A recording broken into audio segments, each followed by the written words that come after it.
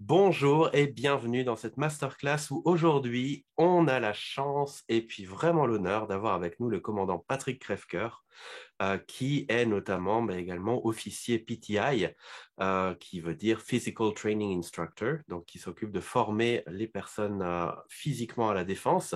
Et puis bien évidemment, cette interview aujourd'hui, comme on en a l'habitude déjà, va être co-animée donc avec le commandant Philippe Van den Bosch qui va se présenter juste après, avec Nathalie de Marsay et avec moi-même. Alors commençons tout de suite et puis peut-être Patrick, qui es-tu? Alors bonjour à vous tous. Eh bien, je suis le commandant Patrick Crèvecoeur, comme tu l'as bien dit, Michel, et officier sport à la Défense. Donc, c'est-à-dire que après une formation pour devenir officier de carrière, j'ai fait une spécialisation dans le sport et je travaille toujours dans le sport. Ok, merci. Et puis Philippe, si tu peux te présenter encore une fois pour nous. Tout à fait. Donc, avec joie, commandant Van Bosch et puis effectivement directeur du centre d'information de Bruxelles. Et donc, j'informe au mieux tous les postulants pour la défense. Et puis, j'ai à cœur aussi de prôner certaines approches comme le coaching, comme la cohérence cardiaque, la mindfulness, la PNL, le top ou les tops et bien d'autres pour appuyer le changement de culture d'entreprise au sein de la défense. Et puis, une passion aussi de faire des liens entre les personnes et les approches. Donc, très heureux d'être parmi vous sur cette masterclass et d'échanger avec Patrick, évidemment. Merci beaucoup. Nathalie, qui es-tu? Mais bonjour à tous, je suis Nathalie de Marsay, je suis formatrice de PNL depuis plus de 20 ans et je suis business coach aussi. J'accompagne les entreprises et les individus avec le coaching et ma passion, c'est de partager justement avec des personnes comme aujourd'hui. Merci d'être avec nous, Patrick. Et toi? Eh bien moi, Michel Wozniak, j'ai passé 13 ans dans l'industrie où j'ai travaillé sur des très gros projets dans des multinationales. Et puis maintenant, je m'intéresse beaucoup plus au fonctionnement humain, puisque finalement, c'est l'humain qui est derrière toutes les plus grandes réalisations. Et donc aujourd'hui, moi, ma passion, c'est justement de transmettre cette capacité à travailler les stratégies personnelles, individuelles et de groupe, avec la PNL notamment, où je suis master trainer. Et je profite de ces moments justement pour transmettre, pour diffuser, on va dire, toutes les belles choses qui peuvent être faites avec la PNL. Et c'est tout l'objet de cette masterclass d'aujourd'hui. Alors, on va tout de suite laisser la main au commandant Van den Bosch pour faire la première question. Effectivement, merci Michel, Nathalie, Patrick. On sait, ou on ne sait pas, mais tu es PTI, donc Physical Training Instructor. En gros, c'est un instructeur de sport pour tous les militaires à la défense au sein de l'armée belge. Et la question que j'ai pour toi, après ce parcours PNL, comment est-ce que tu vois cette implication ou les avantages de la PNL par rapport à ta profession, en fait, de coach sportif pour les militaires? Alors, la PNL, pour moi, je l'ai abordé dans l'idée de pouvoir avoir d'autres leviers, d'autres moyens pour m'adresser à mon public cible, euh, pour apprendre à mieux comprendre aussi comment on fonctionne.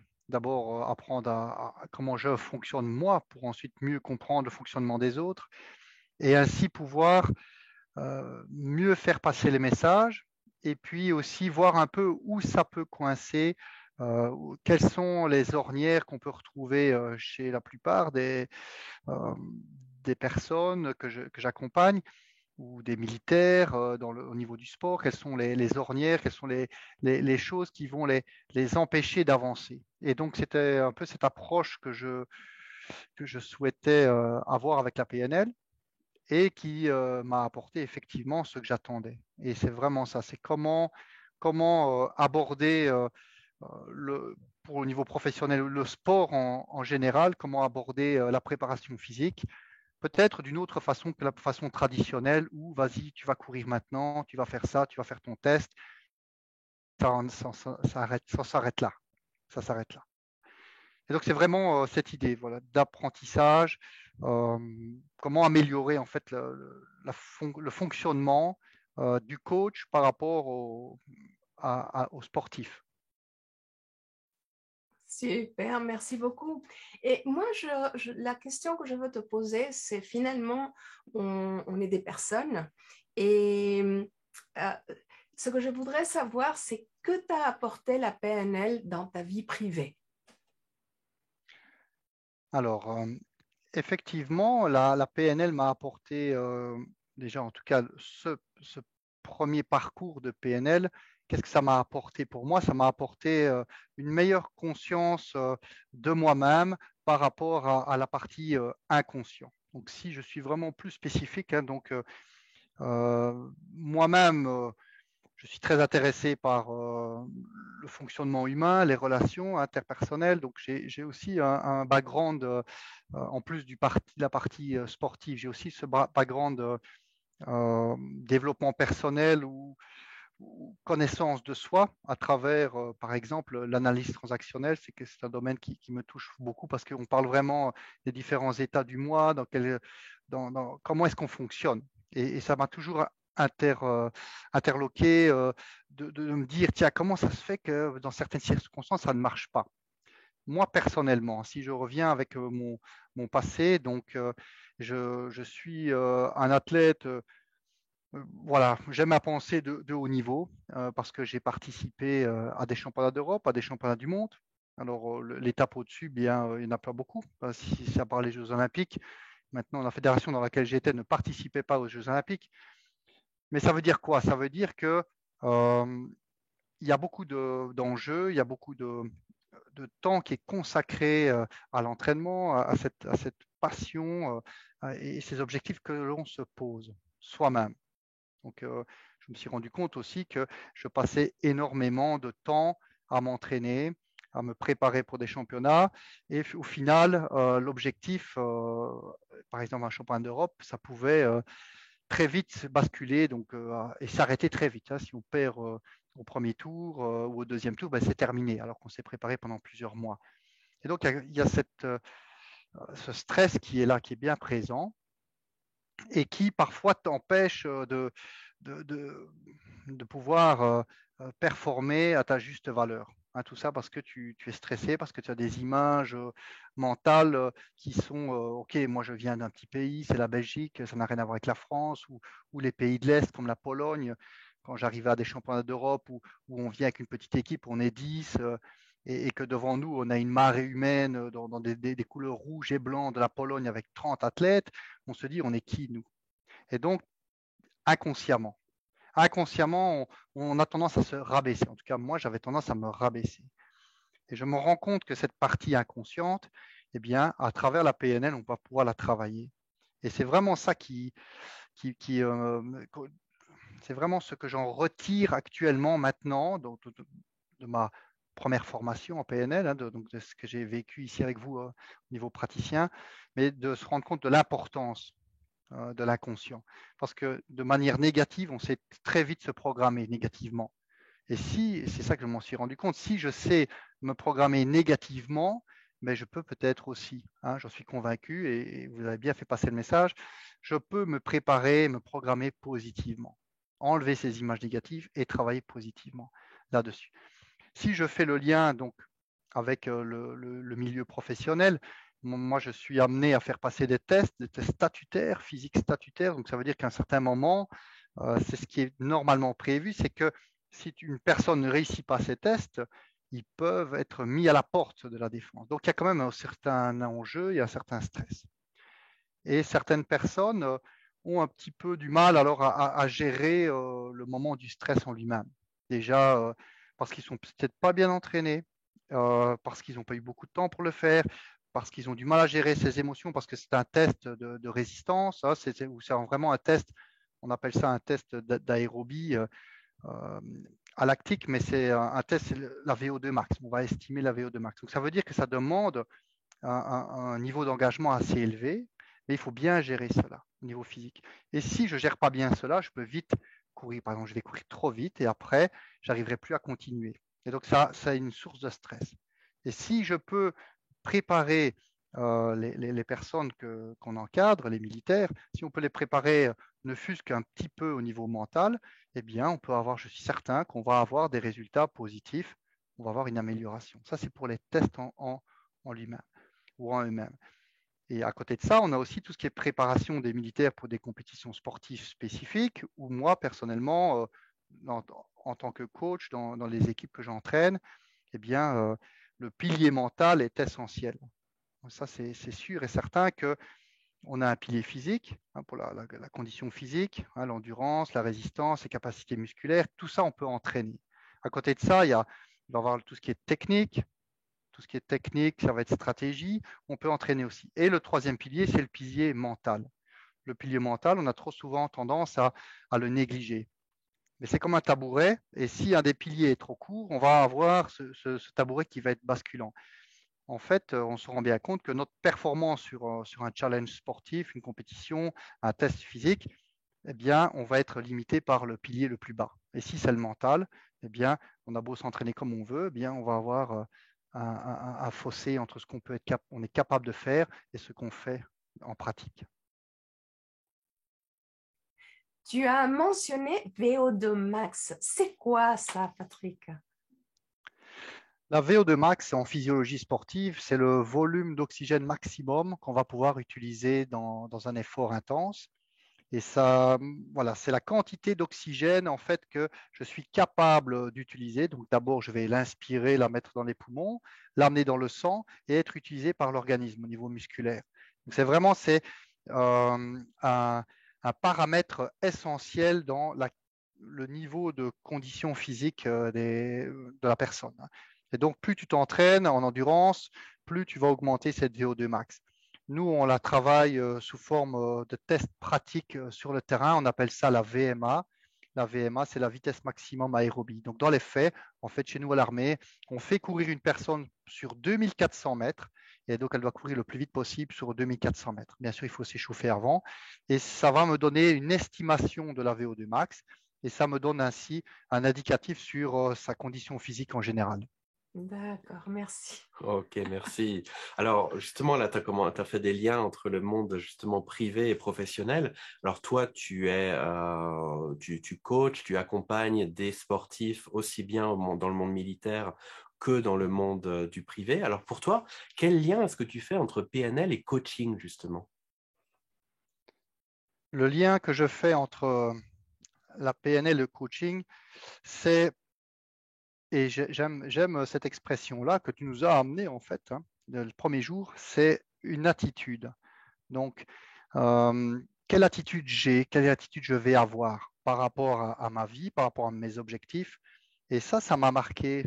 Et maintenant, dans mon coaching au niveau sportif, donc il faut savoir que voilà, j'ai mon club de taekwondo, c'est un art martial pied-point.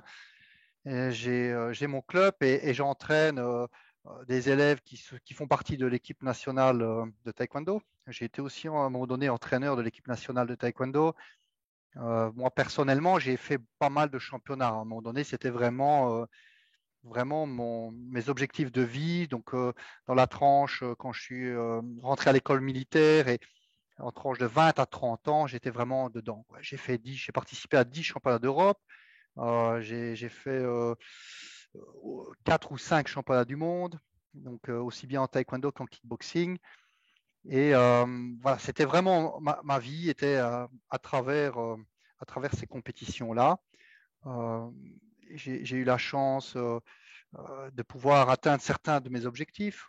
Donc, j'ai quand même été 3e au championnat d'Europe en taekwondo, 3e au championnat du monde en kickboxing.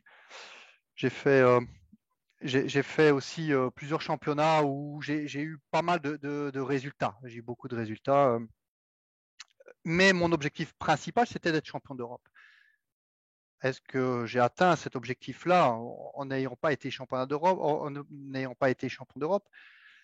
Ça, c'est la question. Mais en fait, c'est vraiment tout ce par quoi je suis passé, ce que j'ai traversé, qui est le plus important maintenant à mes yeux. Et ce que j'en retire actuellement, ce que je veux dire par là, c'est qu'il y a une attitude à avoir. une attitude à avoir par rapport à ce que l'on veut, à la façon de s'entraîner, à la façon de vivre. D'ailleurs, ce n'est pas pour rien, mon club s'appelle le club Bushido. Bushido, c'est en japonais, ça veut dire un code de vie, un code d'honneur des samouraïs de l'époque. C'est vraiment des valeurs. Et ça, c'est important. Je pense qu'on est vraiment, on doit respecter les valeurs en quelles on croit. Et c'est ça, avoir cette attitude-là, avoir le courage d'avoir ses valeurs, d'avoir ses croyances, c'est important. Et donc, au niveau du coaching, au niveau sport, voilà, j'ai changé au fur et à mesure de mon expérience ici, j'ai changé certaines choses, certains aspects du coaching. Et la PNL m'a ouvert les yeux par rapport à cet aspect d'attitude. Et pour moi, c'est essentiel, c'est l'attitude. Quelle est l'attitude que je vais avoir? Et c'est ce que j'essaye maintenant, donc c'est ce que je fais maintenant, c'est ce que je donne comme enseignement à mes jeunes ou même mes adultes qui s'entraînent aussi bien pour des championnats importants que pour l'entraînement classique. C'est voilà, quelle attitude j'ai à chaque fois quand je m'entraîne. Est-ce que je m'entraîne comme ça ou est-ce que je suis focalisé, je me visualise et je fais les choses à 100%? Je pense qu'on peut les faire juste des coups de pied, des coups de poing. OK, c'est une partie du corps qui est sollicitée. Maintenant, si je me visualise et je me mets vraiment dans cette situation de compétition, je vais ainsi mobiliser toutes mes ressources. Et si on s'habitue à ça, eh bien, quand on va se retrouver sur la zone de combat, où le stress est quand même assez important, et pas uniquement face à l'adversaire, ce n'est pas l'adversaire qui nous met beaucoup de stress finalement. Hein, par l'avoir vécu, je sais que le stress, c'est nous-mêmes qui nous le mettons. Parce qu'on se dit, oui, mais moi j'ai mes objectifs, je veux y arriver. Et si je n'y arrive pas, alors on se pose des questions et la peur de l'échec arrive à ce moment-là. Et je pense que le coach, il a ce rôle à jouer. Et j'aime à penser, au fur et à mesure maintenant, que je deviens un coach, que je deviens le coach que j'aurais aimé avoir quand j'étais plus jeune. Je pense que j'avais besoin d'avoir quelqu'un qui m'accompagne dans cette optique-là. J'ai eu des coachs, différents coachs, j'ai dû aller en chercher à l'étranger. J'ai eu un merveilleux coach en Pologne, mais c'était en Pologne, c'était pas en Belgique. Donc ici, voilà, j'ai envie d'apporter à ceux que j'entraîne tout ce que j'aurais aimé avoir quand j'étais athlète. Merci Patrick. Donc voilà, là c'est un beau lien de posture coach avec une partie leadership. Et puis tu nous as parlé effectivement d'attitude, de valeur, d'art martial. En martial, on entend le lien avec le combat. Et là, j'ai envie de te renvoyer à ton passé, les unités de combat, puisque avant d'être un officier sport, tu as été également dans un bataillon d'infanterie, le même bataillon que nous avons tous les deux côtoyé d'ailleurs, le 12e, 13e de ligne à Spa. Et en fait, voilà, je viens avec cette question, en quoi la PNL aurait pu te servir à l'époque dans ton commandement, dans ton leadership, dans tes fonctions, et en quoi ça peut être utile également pour des unités de combat, tout simplement. Moi, donc, effectivement, comme tu le dis, Phil, on vient de la même unité. Donc, j'ai été une petite dizaine d'années au 12e, 13e de ligne, hein, unité de combat, l'infanterie. J'ai été là-bas comme chef de peloton, commandant en seconde compagnie et puis commandant de compagnie. Et j'ai eu la chance, parce que j'estime que c'est une chance, d'avoir pu participer à 3 missions opérationnelles hein, en Afghanistan, au Kosovo, au Liban avec le 12e, 13e de ligne. Et ce que j'en retire maintenant, c'est que quand je suis arrivé là, comme de nombreux jeunes, quand on débarque chef de peloton, quand on sort d'une classe où il y a des bancs, il y a un tableau, ben, ok, c'est un petit peu impressionnant d'être face à des gens réels, avec des gens qui sont plus âgés que nous, qui ont des parcours de vie, ils ont des enfants, ils sont là depuis 10-15 ans. Donc moi, j'arrive comme chef de peloton, 22 ans. Comment je vais faire pour m'imposer? Et ça, ok, comment est-ce qu'on nous l'apprend ça? Comment est-ce qu'on nous l'apprend? Comment est-ce qu'on arrive à faire passer le message? Comment? Je pense que la PNL pourrait déjà nous permettre d'apprendre notre fonctionnement. Comment est-ce que je fonctionne? Et d'accepter aussi qu'on ressent des émotions. Les émotions sont essentielles parce que ça fait partie de nous. Je pense que nos émotions vont nous permettre de faire des bons choix aussi. Si on est d'accord, si on écoute bien ce qu'on ressent, si on est bien centré, équilibré avec soi-même. Je pense que la PNL peut amener une meilleure confiance en soi à travers une meilleure compréhension de soi et une meilleure compréhension des autres. Parce qu'à un moment donné, il y a un discours aussi qui va qui va se passer. L'idéal, c'est que, en tout cas, ce que l'on souhaite, c'est que les gens nous suivent. Alors, il y a plusieurs façons que les gens nous suivent. Soit on est gentil avec eux, on va dans leur sens, mais c'est à double tranchant parce qu'à un moment donné, si ça tombe, ils ne seront pas d'accord avec nous et ce sera terminé. On a beau être gentil, ils ne vont pas nous suivre. Parfois, on peut être dur et faire peur, amener la crainte, et alors on va nous obéir parce qu'on nous craint, mais est-ce que c'est une situation saine et agréable pour nous? Je ne pense pas. Je pense que c'est vraiment l'équilibre entre les deux. Et voilà, ce juste équilibre, eh bien, il faut nous l'apprendre aussi. Il faut apprendre comment ça fonctionne. Apprendre à se comprendre, apprendre à connaître les relations humaines, les gens. Et ça, c'est dans la PNL. Ça, c'est dans la PNL. Comment je m'adresse aux gens pour qu'ils me suivent, pour qu'ils me comprennent? Quel est mon message? Quelle est mon intention? Et comment est-ce que je le fais passer? Et je pense qu'en plus de l'expérience, parce que c'est bien, c'est clair, maintenant j'ai plus d'expérience que quand j'étais plus jeune, mais si j'avais des outils, si j'avais reçu des outils comme la PNL lorsque je terminais ma formation d'officier, de façon à ce que quand j'arrive face à un groupe, à mon peloton, en tant que jeune chef de peloton, si j'ai ces outils-là, je serai mieux armé pour discuter avec eux, pour faire passer mes messages, pour comprendre comment les gens fonctionnent, comment comprendre comment moi je fonctionne. Et accepter tout ça va nous permettre alors de faire notre travail avec moins de pression intérieure, moins de stress et amener une plus grande collaboration. Et merci beaucoup de cette réponse. Vraiment, ça met la possibilité de l'utilisation de la PNL véritablement très terre à terre dans quel est l'apport que ça peut avoir. Et tu as mentionné la gestion du stress. Je pense que la gestion du stress, c'est quelque chose que en tant qu'être humain, en tant qu'homme d'action, en tant que leader, en tant que sportif de haut niveau, tu as dû apprendre à gérer. Alors, comment tu vois la PNL justement comme un outil de gestion du stress? Alors, la gestion du stress est effectivement un facteur primordial au niveau aussi bien professionnel qu'au niveau professionnel militaire, qu'au niveau professionnel, au niveau sportif. Si je prends le premier aspect, la partie militaire, après je parlerai peut-être un peu de mon expérience au niveau sportif.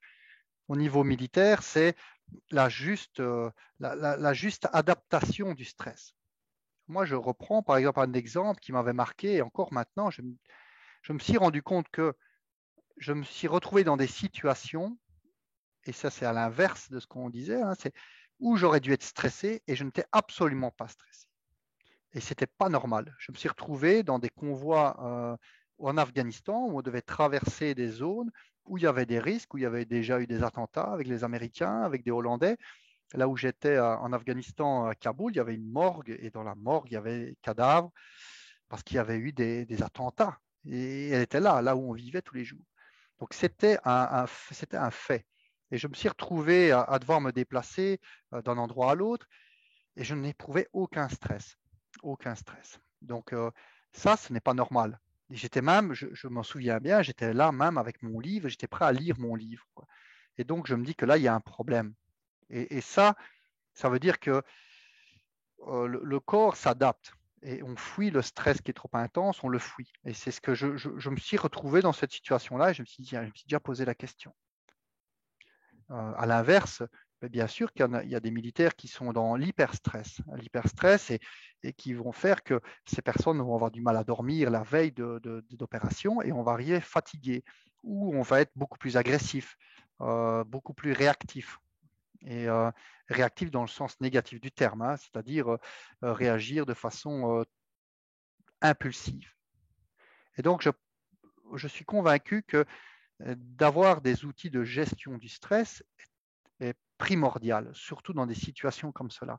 Et surtout là, en tant que leader, quand on doit gérer un groupe, on doit assumer nos responsabilités et à tous les niveaux. Même le soldat qui n'a pas de subordonné, et il a d'abord sa responsabilité à lui parce qu'il est avec une arme, il peut faire des actes, poser des actes qui auront des conséquences.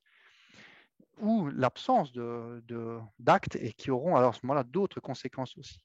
Donc je suis convaincu qu'un travail sur la gestion du stress est important. Apprendre à reconnaître les émotions, quelles sont les émotions, comment je réagis par rapport à mes émotions et qu'est-ce que je peux mettre en place pour justement pallier à cela. Si je suis dans l'hypostress, qu'est-ce que je peux faire pour justement ressortir et mettre un peu plus entre guillemets, mettre plus de réactivité.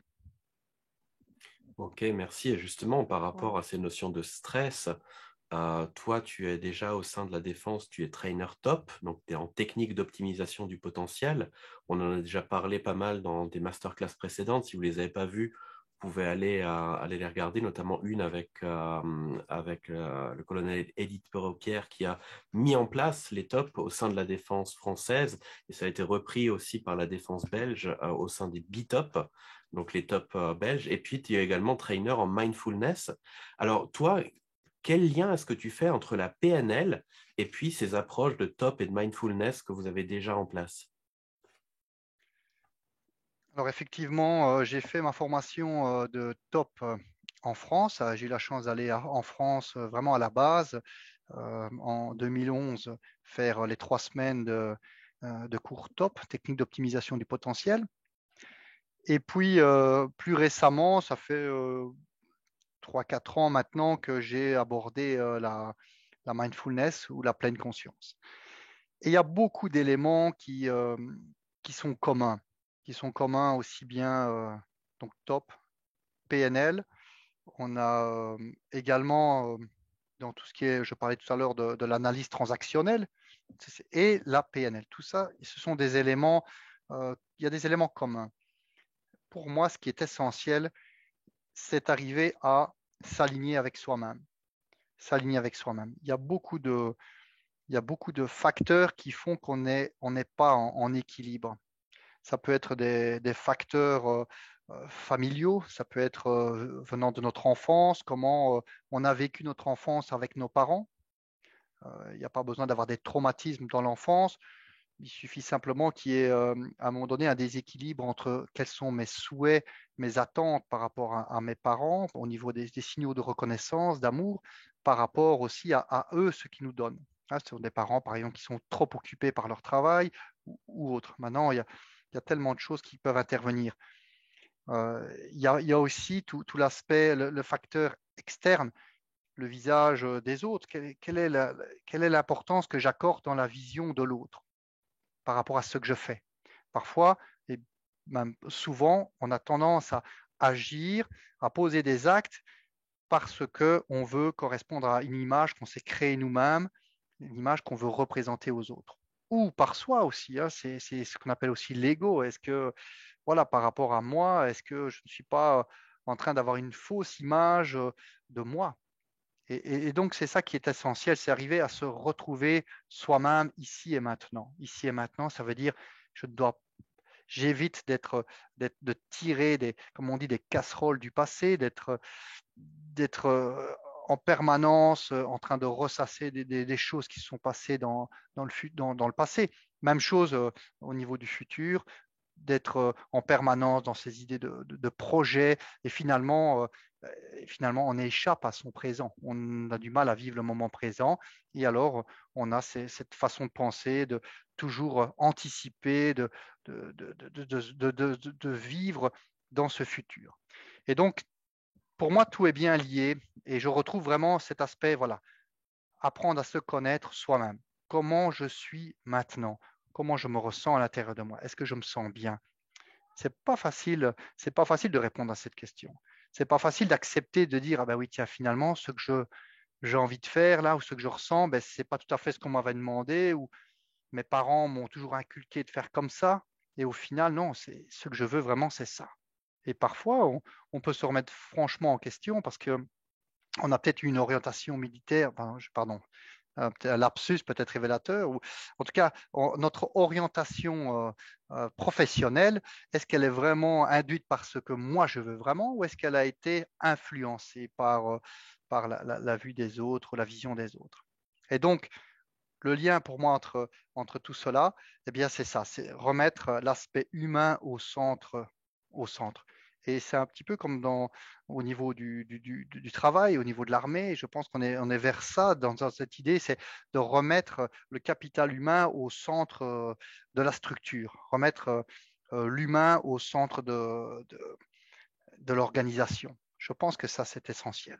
Un militaire doit être équilibré. Un militaire sera plus fonctionnel s'il est bien équilibré avec lui-même.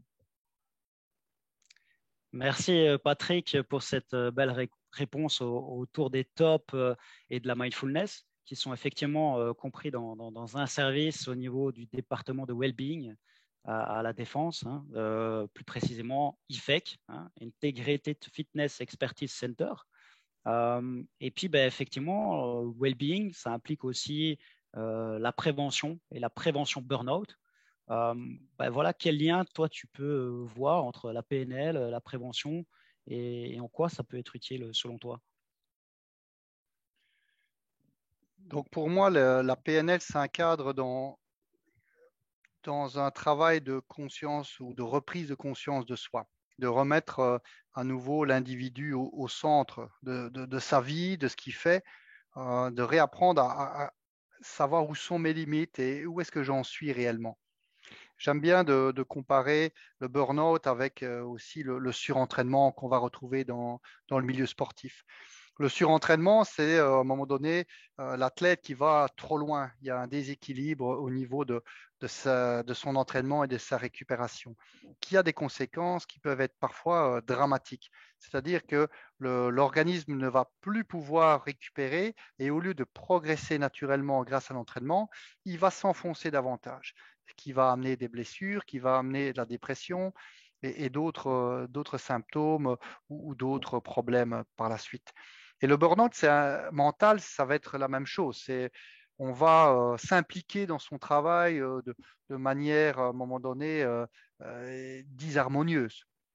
C'est-à-dire qu'il y a un déséquilibre entre ce que je produis, ce que je produis comme effort et ma charge en tout cas, ma partie récupération. Donc, la charge émotionnelle, nerveuse, mentale va être trop importante par rapport à la récupération. Je pense que la PNL s'intègre vraiment bien dans ce cadre du be well, c'est-à-dire d'être bien, de se recentrer sur soi et d'apprendre à connaître ses limites. C'est bien d'avoir quelqu'un qui est très fort, qui produit énormément, hein, grâce aux techniques top, par exemple. Hein, on va être optimum tout le temps, mais il faut être aussi capable de ressentir ses limites. Là, alors, je rejoins la pleine conscience qui va nous amener sur l'attention, tiens, où sont mes limites et où est-ce que j'en suis maintenant? Et là, la PNL fait le lien entre les deux et va me permettre ainsi de pouvoir m'adapter, de savoir dire non aussi à un moment donné, de dire non, là, je suis un peu trop loin dans ce qu'on me demande, je dis non, je le ferai après, d'arriver à ressentir si je suis toujours bien aligné avec toutes ces charges émotionnelles, physiques, mentales. Et la PNL est vraiment un outil essentiel au même titre que le travail de la préparation mentale dans les tops ou de la mindfulness. Donc, tout ensemble va permettre ainsi d'être plus aligné et au final de tenir le coup plus longtemps et de meilleure manière. Magnifique. Donc, effectivement, tu nous as parlé de ces approches, les liens avec la PNL, avec l'individu, avec cette notion d'alignement. Tu nous parles du now, du présent. Et donc, j'ai envie comme tu l'as partagé, hein, sur l'aspect collectif de notre organisation qui est en plein changement. Pour moi, PNL est synonyme de art du changement. Et donc là, je passe de l'individu vers le collectif, vers ce présent actuel.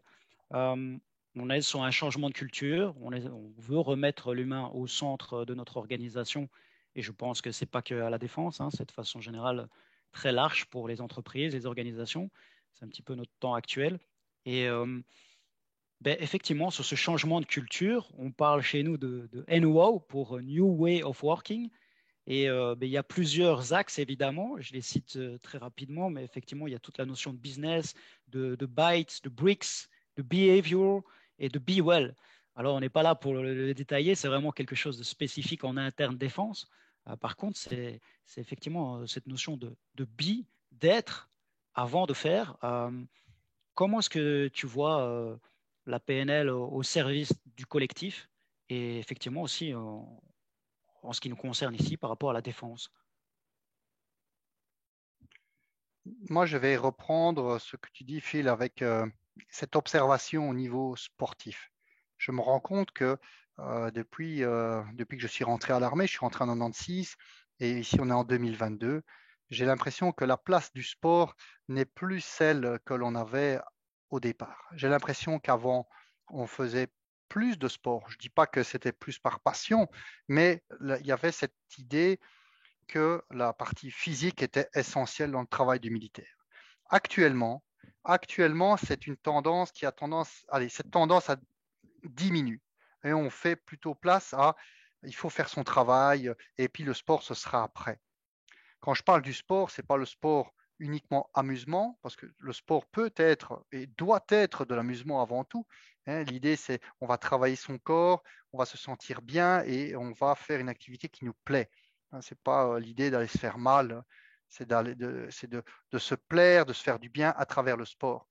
Et ensuite, voilà, l'objectif, c'est d'avoir des militaires qui sont en bonne condition physique. On reste quand même à faire des boulots qui sont un métier qui est quand même avec une certaine pénibilité. Tout le monde n'est pas derrière un bureau. Et puis, certaines personnes sont derrière un bureau à un moment donné, et puis vont se retrouver sur le terrain à un autre moment. Donc, c'est essentiel d'avoir cette culture de la condition physique et du physique. Le problème actuellement, c'est qu'il n'y a plus de place pour le sport. Quand je vois dans mon métier de tous les jours, je suis sur un plateau où il y a 1000 militaires, eh bien, la part consacrée au sport, elle diminue fortement. Et les justifications sont, oui, j'ai trop de travail, je n'ai pas le temps de le faire, etc. Mais au final, qu'est-ce qui se passe? C'est qu'on va aussi réduire notre capacité à travailler parce que physiquement, on va être moins fort, on va être moins bien, on va être surchargé, surmené. Et je pense que c'est essentiel de remettre l'aspect humain au centre d'organisation. Je pense que surtout avec une armée qui a diminué en volume au niveau personnel, eh bien, il faut justement pouvoir compter sur ces gens et de façon sur la longévité aussi. Et donc, remettre l'humain au centre de l'organisation, pour moi, est essentiel. La PNL va nous permettre de nous rendre compte aussi de ça.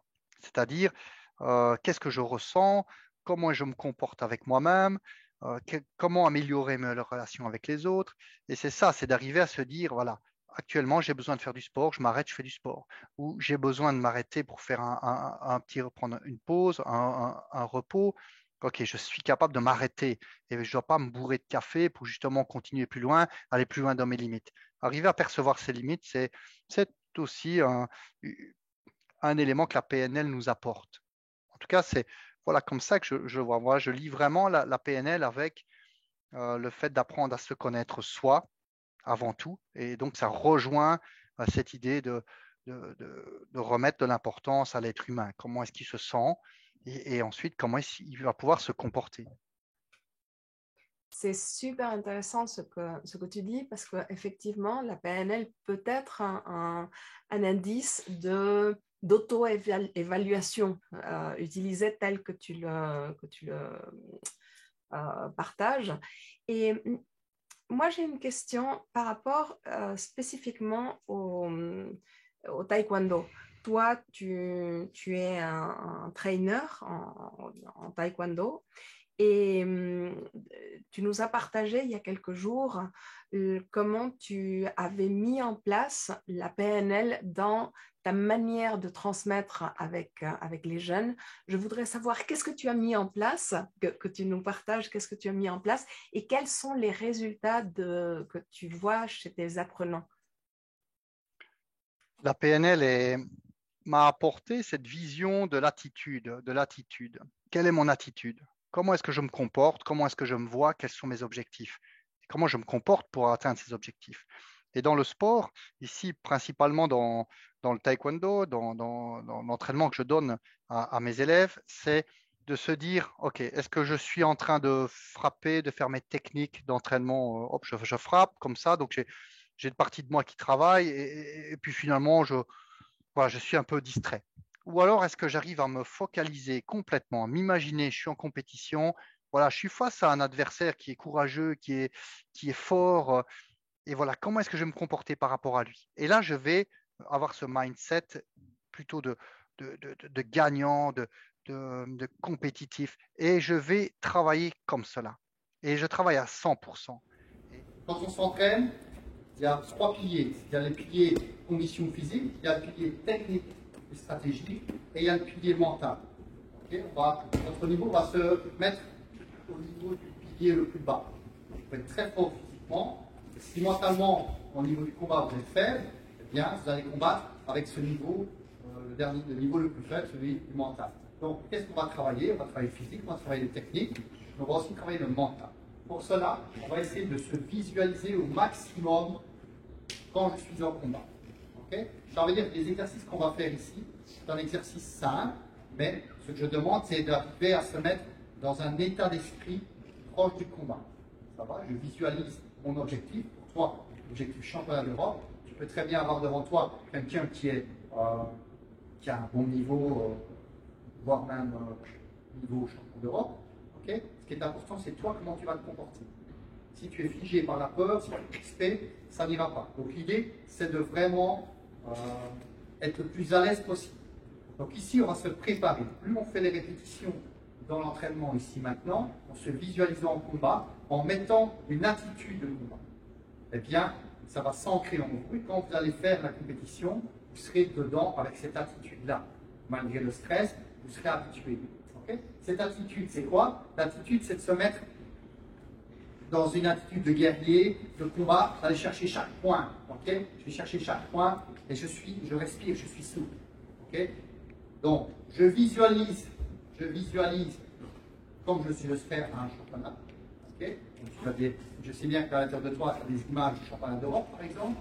Hein, tu peux très bien facilement aller les rechercher ici. Okay? Je visualise arrivant sur la zone de combat au niveau championnat d'Europe. Okay? Sens-toi vraiment comme si tu étais au championnat d'Europe. Ok? Ça, c'est ça. Et on va faire les exercices que je vais donner dans cette optique-là. Je visualise et je fais. Et je vais mobiliser ainsi toutes mes ressources. Et je pense que c'est vraiment essentiel de se focaliser dans des exercices spécifiques et on crée cette situation. Moi, j'aime bien de faire ça j'ai appris quand je faisais mes stages en Pologne, c'est d'arriver à créer des petites scènes, si on veut, des petites scènes de combat. On dit, voilà, maintenant, on va travailler comme ça. Et on crée un cadre. Hein, on crée un cadre, il y a un certain mindset qui est mis en place aussi.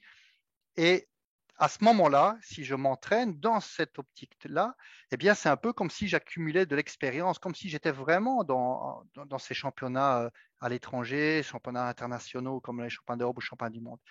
Et c'est vraiment ce que j'ai envie d'amener à mes athlètes, c'est d'être confrontés en fait finalement à leur propre peur, parce que c'est ça qui va se passer. C'est ça que je voulais expliquer tout à l'heure, la gestion des émotions. Moi personnellement, j'avais cette difficulté de gérer mes émotions, j'étais stressé, j'avais peur, pas peur de la personne devant moi, c'était pas ça, c'était la peur de me décevoir, de me dire ah, tu t'es entraîné et puis finalement ben voilà, tu n'as pas fait tout ce que tu voulais et tu n'es pas content et voilà. Et donc qu'est-ce qui se passait dans les faits? Ben, je me retrouvais au moment où je devais faire mon combat avec les jambes lourdes, j'étais stressé, j'étais pas bien, j'étais ou trop énervé, je faisais n'importe quoi. Et c'est d'arriver à mieux gérer ça, à retrouver déjà un certain plaisir à faire ce que l'on fait, parce que c'était ça la difficulté, c'est que j'avais un objectif pendant 6 mois, je m'entraîne pour un championnat. J'arrive sur le championnat et qu'est-ce que je pense? Qu'est-ce que je pense? C'est vivement que ce championnat soit fini. Pourquoi est-ce que je me disais ça? Parce que c'était dur à vivre. Pendant les 2-3 jours, hein, il y avait la pesée, il y avait les combats des autres, on attendait notre catégorie. Pendant ces 2-3 jours, je vivais ça pas bien. Et si on arrive à dire, OK, je souffre, je suis à ma place, je suis bien de là, j'ai fait tout ce qu'il fallait pour être là, présent, eh bien, je vais le vivre d'une manière beaucoup plus relaxe. Je me sentirai nettement mieux. Je vais profiter et quand je serai vraiment sur le combat, je pourrai lâcher tout ce que j'ai à donner. Et au moins, même si le résultat n'est pas celui escompté, au moins je serai content de moi parce que j'aurais fait ce que je voulais, j'aurais été jusque-là et je me serais senti bien. Et c'est ça qui est important, c'est ça qui est important pour moi.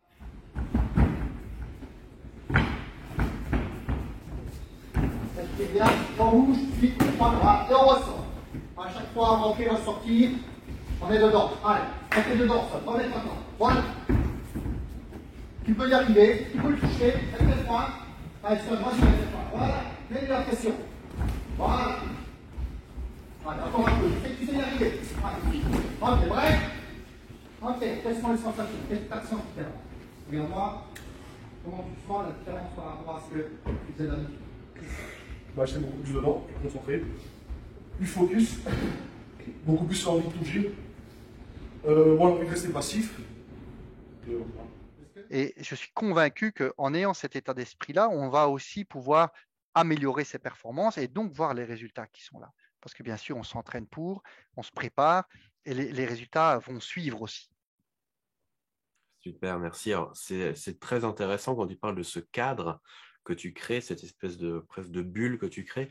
Ça me rappelle beaucoup le mode de fonctionnement qu'a la Patrouille de France pour ses entraînements, avec leur cérémoniel là, qui s'appelle la musique, où en fait ils se représentent de manière imaginaire tout ce qu'ils vont faire en fait comme figure avec les avions pendant les représentations, et aussi où ils poussent le truc même tellement plus loin, parce que Cédric Tranchon, qui était leader de la Patrouille de France, il disait justement que même quand ils sont à Dubaï, en train de voler, en train de faire une représentation, ils se remettent dans leur cadre de salon de Provence. Et en fait, ils volent en gardant leurs points de repère locaux, c'est-à-dire ce cadre qui leur est familier et dans lequel ils savent qu'ils sont excellents, en fait. Donc, j'aime beaucoup ces petites... cette utilisation d'un cadre justement propice. Alors justement, par rapport à tout ça, toi, tu as accumulé beaucoup d'expérience pendant toutes ces dernières années. Et peut-être, est-ce qu'il y aura un message que tu voudrais faire passer par rapport à justement l'utilisation de ces stratégies ou de la PNL ou quoi, et faire passer un message aux leaders de grandes organisations, que ce soit la défense ou même des entreprises, en gros à ces grandes structures qui pourraient vraiment profiter de tout ça? Quand je repense à mon parcours à l'école royale militaire, quand je repense à ce qui avait été mis en place pour justement développer, améliorer nos compétences de leadership, quand je repense à ça, à l'époque, on ne parlait pas vraiment de PNL, on ne parlait pas vraiment de gestion des émotions, on ne parlait pas de comment est-ce qu'on fonctionne et qu'est-ce que je peux mettre en place. Et moi, je trouve que maintenant, avec tout ce qui existe actuellement, et entre autres la PNL qui est vraiment axée justement sur comment est-ce que je peux agir de manière optimale, comment est-ce que je peux réussir dans ce que je fais, quelles sont les choses que je peux faire, eh bien, on va vraiment trouver cette place, la PNL va trouver cette place. C'est un outil pour moi qui devrait être associé à tout ce qui est développement du leadership dans les cadres, en tout cas, hein, dans les officiers.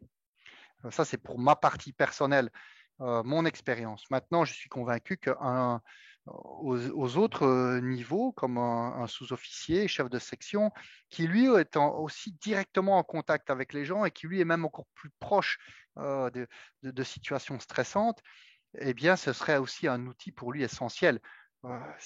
La PNL va lui donner une autre façon, un autre outil pour mieux gérer son groupe, gérer lui, son stress à lui, comment est-ce que je réagis, qu'est-ce que je peux mettre en place, comment est-ce que je vais m'adresser aux autres. Et donc d'améliorer cette cohésion dans les unités ou les entités les plus basses au niveau du fonctionnement.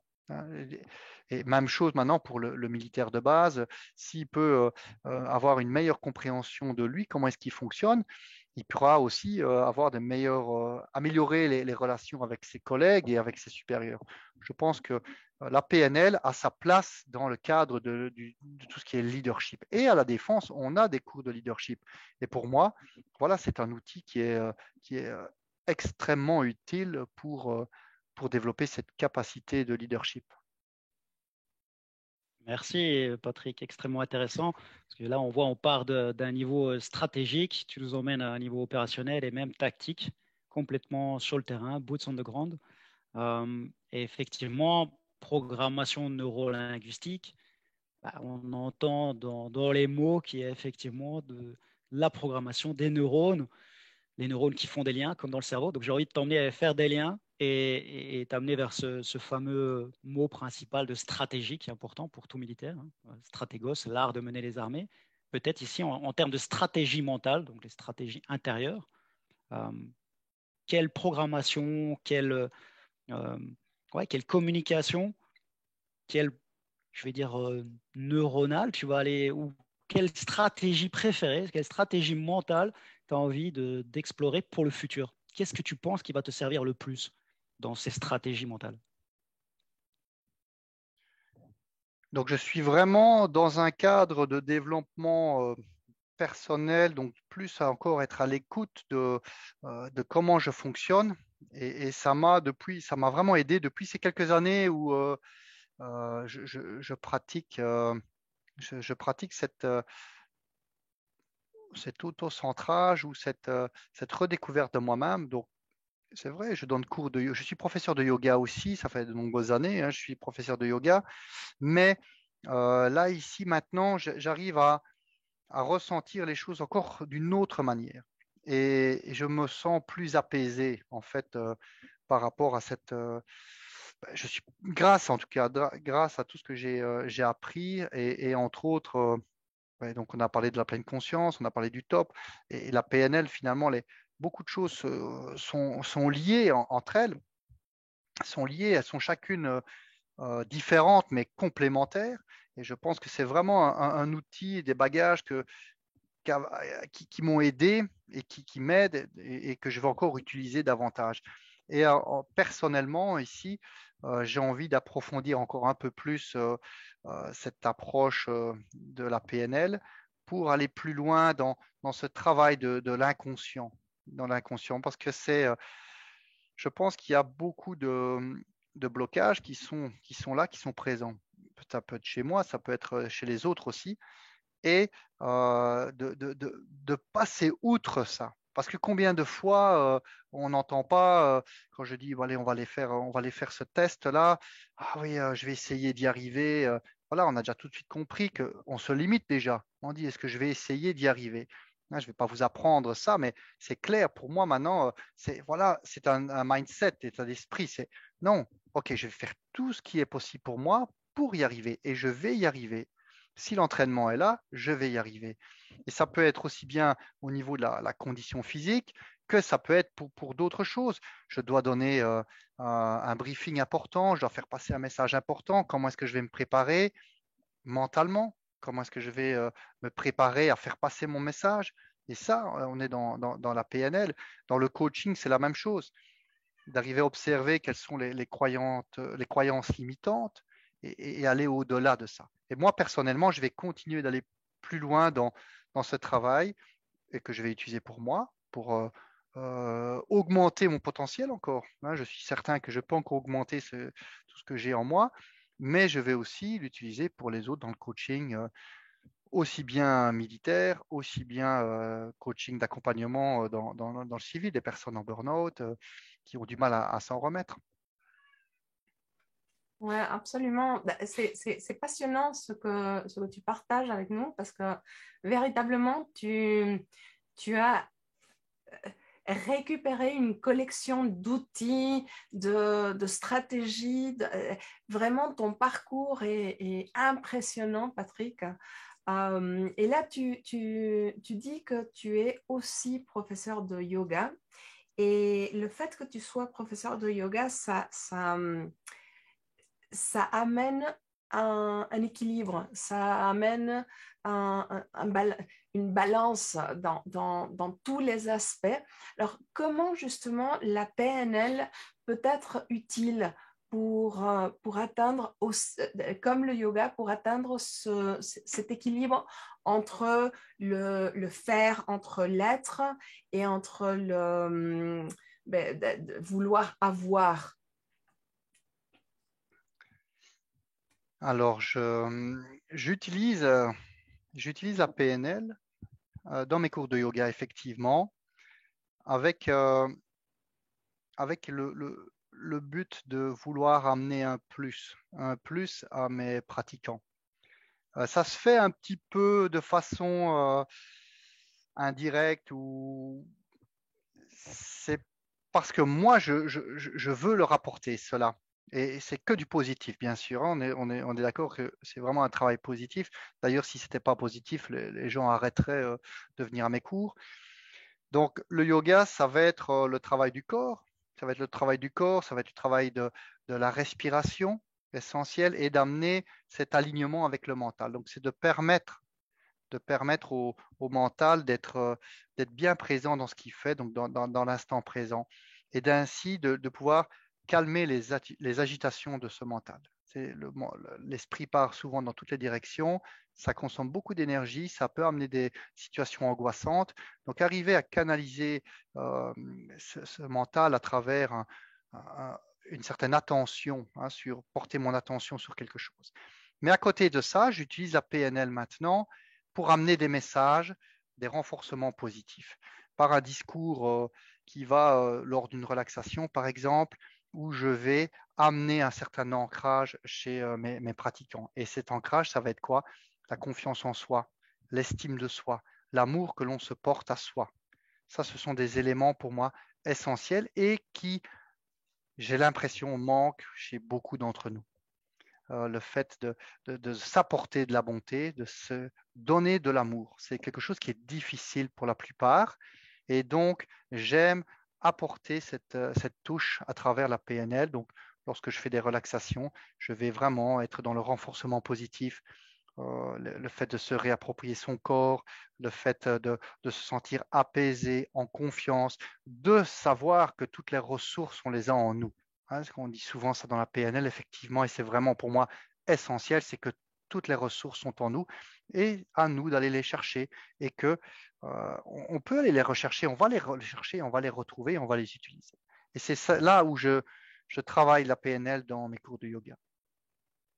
Merci beaucoup. Et puis, peut-être une toute petite dernière pour clore et pour un mot de la fin. Toi, quel est ton plus grand souhait ou projet vis-à-vis de la PNL pour le futur? Alors, moi, j'ai comme projet, c'est de pouvoir intégrer un outil auquel je crois, intégrer une attitude à laquelle j'adhère.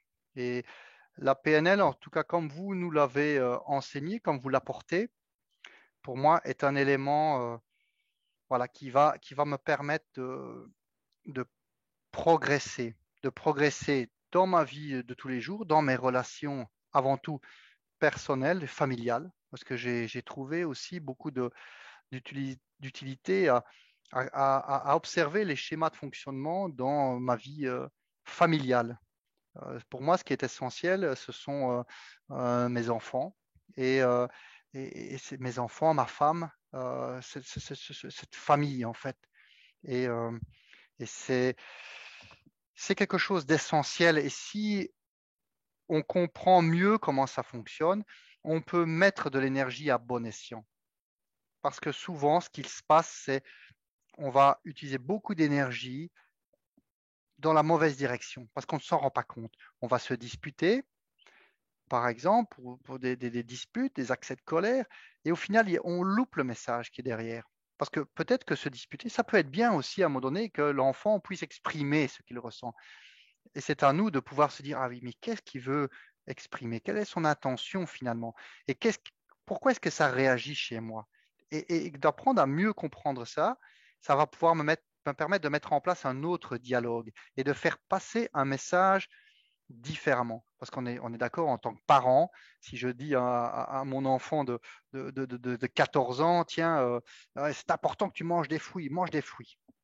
Si je dis ça, il y a de fortes chances qu'on ne va pas écouter ce que je dis, lui, qu'est-ce qu'il raconte, je ne vais pas manger de fruits. Si par contre, j'ai un autre discours que j'amène. Ah oui, tiens, un tel, il est très fort et tout. Oui, il a un régime, oui, particulier. Il mange beaucoup de fruits, j'ai entendu. Et finalement, ah oui, c'est vrai que ça peut être un petit truc intéressant, ça. Et je laisse cette image germer dans sa tête. Eh bien, j'espère, en tout cas, j'ose espérer que ça travaille et que finalement, tiens, je passe devant la corbeille de fruits, je vais prendre un fruit, quoi. Voilà, c'est un petit peu cette. En tout cas, on ne peut qu'y gagner en faisant ça. Donc ça, c'est pour moi la PNL, l'utilisation au niveau personnel, familial. Pour moi, c'est essentiel. Et puis au niveau professionnel, améliorer les relations au sein de mon équipe, de mettre des choses en place pour être plus performant, que les gens se sentent mieux dans ce qu'ils font, qu'ils soient contents de venir au travail, parce qu'en tant que chef, c'est important que nos subordonnés se sentent bien et d'être à l'écoute. Et comment faire passer les messages, ça c'est ça qui est important. Et puis tout ce qui est coaching, accompagnement, voilà, c'est tout là où j'ai envie d'utiliser pleinement et à fond la PNL. En tout cas, merci. C'est une très bonne manière de conclure cette petite rencontre. Merci vraiment beaucoup, Patrick, pour le temps que tu nous as accordé, pour tout ce que tu apportes, aussi bien dans le monde civil que dans le monde militaire, avec toute ton expérience et ton expertise. Donc, merci beaucoup pour tout ça. Je voulais aussi te remercier, Philippe, tu es toujours là pour justement pour organiser tout ça, pour être vraiment un point de contact, un point de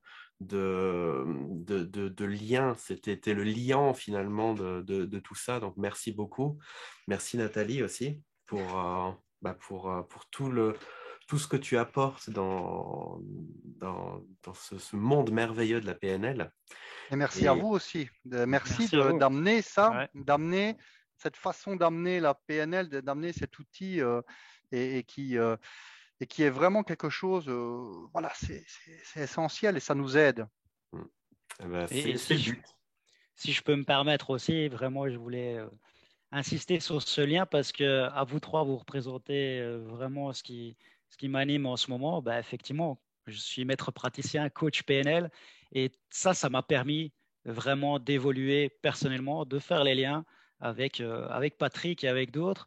Et finalement, ça me renvoie au cœur d'un autre esprit de corps, où l'esprit de corps est au service de l'individu et l'individu au service de cet esprit de corps. Et finalement, d'amener cet accompagnement, parce que qui dit PNL, coaching, dit surtout aussi accompagnement à toutes les strates, tous les niveaux dans une organisation. Et j'ai à cœur qu'à un certain moment, effectivement, ces masterclass puissent aussi inspirer les grands leaders, que ça vienne à des niveaux stratégiques. Peut-être qu'opérationnellement, on peut avoir un projet pilote qui peut être mené à mon propre niveau, au niveau de Patrick, au niveau des entreprises, dans votre fonction, vous qui nous écoutez, qui nous regardez. Et puis peut-être aussi, voilà, là, je reviens sur le niveau militaire, plus tactique, dans notre ancienne unité, des unités de combat, quelque chose de tout à fait pragmatique en fait. Parce que voilà, l'accompagnement, ça peut se faire à tous les niveaux. Et ça, c'est vraiment ce que vous avez représenté. Pour moi, il y avait une super illustration ici avec le témoignage de Patrick. Et voilà, ça me renvoie aussi à mon parcours personnel. Merci pour ces pépites, Nathalie et Michel. C'est grâce à vous qu'on progresse. Merci à vous. Merci beaucoup. Et merci à vous. Et vraiment, c'était génial de t'avoir, Patrick, parce que tu partages avec honnêteté, simplicité, ouverture. Et franchement, tu as un parcours extraordinaire. Merci Phil pour continuer de créer ces liens. Et merci Michel, parce que on continue d'évoluer. Franchement, on est en train d'amener du changement dans le monde parce qu'il en a tellement besoin. En tout cas, merci à vous tous et toutes qui écoutez, qui suivez cette masterclass. Et puis, on se retrouve dans une prochaine. À bientôt. Ciao. Merci, salut.